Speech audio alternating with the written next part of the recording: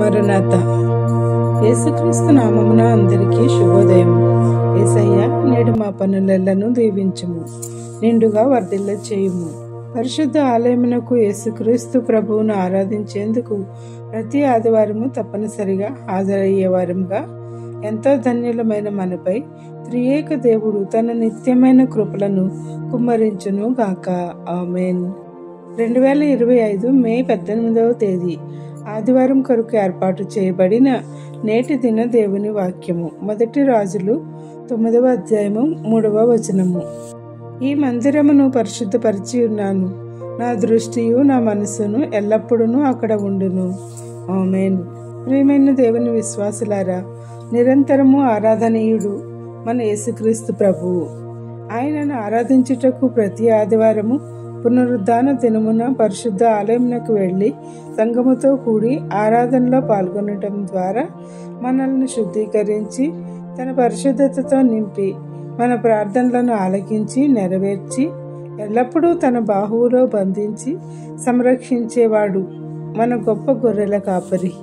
మనము దేవుని మందిరంలో అడుగుపెట్టాలంటే మానవ కట్టడమైన మందిరమునకు త్రియేక దేవుడు తన పరిశుద్ధతను కుమ్మరించి శుద్ధిపరచబడాలి అని ఈ వాక్యం ద్వారా పరిశుద్ధాత్మ దేవుడు మనకు తెలియచేస్తున్నాడు.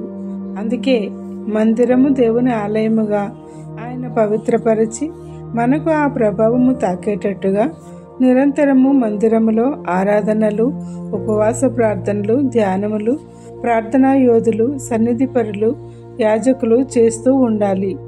ఆ విధముగా చేస్తూ ఉంటారు కూడా. ఆయన పరలోకము నుంచి తన పరివారమైన దూతాళిని పంపి సంపూర్ణముగా శుద్ధీకరించి దానిపై తన కనుదృష్టి మనసును ఎల్లప్పుడూ అక్కడ ఉంచి మన మనవులను ఆలకించి ఆశీర్వదిస్తానని వాగ్దానం ఇస్తూ ఉన్నాడు. కావున దేవుని నమ్ముకున్న విశ్వాసులముగా దేవాలయపు పరిశుద్ధతను కాపాడుకోవాలి.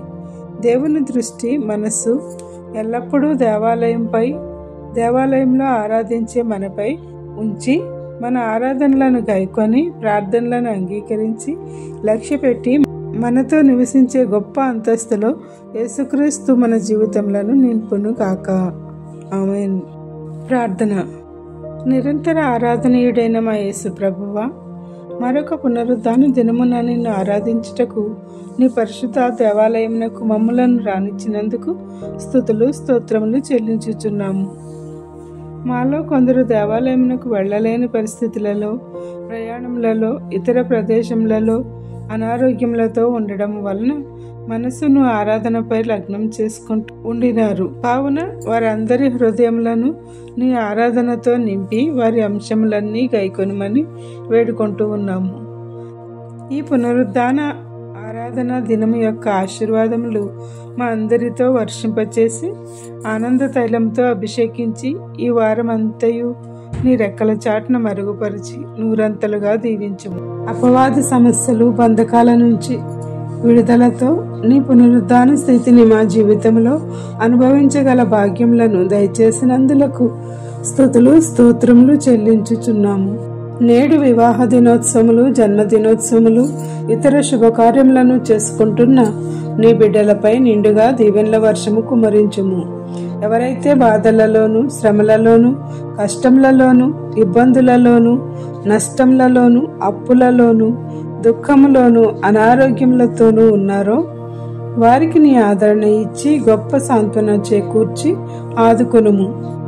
ఈ ప్రార్థన వినుచున్న ప్రతి నీ బిడ్డకు అన్నింటా విజయం ఇచ్చి సాక్షులుగా నిలువబెట్టుము.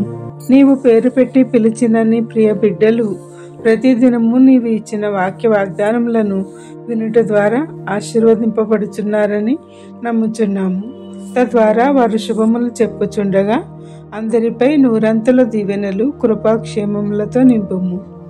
పి. సుజాత గారిని, రాధా గారిని, గంగా భవానీ గారిని, గొల్లమల్ల పుష్ప గారిని, పద్మిని బంగారం గారిని, ఘంటసాల నయోమి గారిని, కొమ్మబత్తుల యోసేపు గారిని, రాజీ యాదవ్ గారిని, అరవ శరత్ బాబు గారిని, నాగమణి గారిని, ఆదిమూలపు ఝాన్సీ గారిని, నూకతట్టు కుమారి గారిని, దర్శి గణేష్ గారిని, చొక్కా శిరీష గారిని, ఇంకా ఎన్నో వందల మంది నీ ప్రియ బిడ్డలు వినుచున్నారు. వారిపై నీ కృపా మేఘము ఆవరింప చేయుము. ఏ అంశం మరచితిమో విడిచితిమో అవన్నీ నీకే సమర్పిస్తూ నీ ప్రియమైన కుమారులు కుమార్తెలు ప్రార్థన సహకారము కోరుచున్న ప్రతి నీ విన్నపము నీ సన్నిధికి చేరి ఉన్నది కనుక నూరంతలుగా వారి అంశములన్నీ ఫలింపచేయమని వేడుకుంటూ ఈరోజు ఈ వాక్య వాగ్దానం విన్న మా అందరినీ నీ సన్నిధిలో ఎల్లప్పుడూ నివసించగల ధన్యతలను అనుగ్రహిస్తూ దీవిస్తున్నందుకు కృతజ్ఞతాస్తుతులు చెల్లించుచున్నాము. ఈ వారమంతయు నూతన ఈవులతో నింపి నీకు మహిమ తెచ్చేవారముగా మమ్మలను దీవించమని నీ రెక్కల చాటును మరుగుపరిచి కాయుమని మా కోసం సిలువలో రక్తము చిందించి నీ విలువైన ప్రాణమును అర్పించి 3వ దినమున పునరుద్ధానుడైన యేసయ్య నామమున అడిగి వేడి ప్రార్థిస్తున్నాము తండ్రి. ఆమేన్. ఇట్లా దేవుని సువార్త పరిచర్యలో మీ సహోదరి. Praise the Lord. God bless you. అందరికీ మరణాత.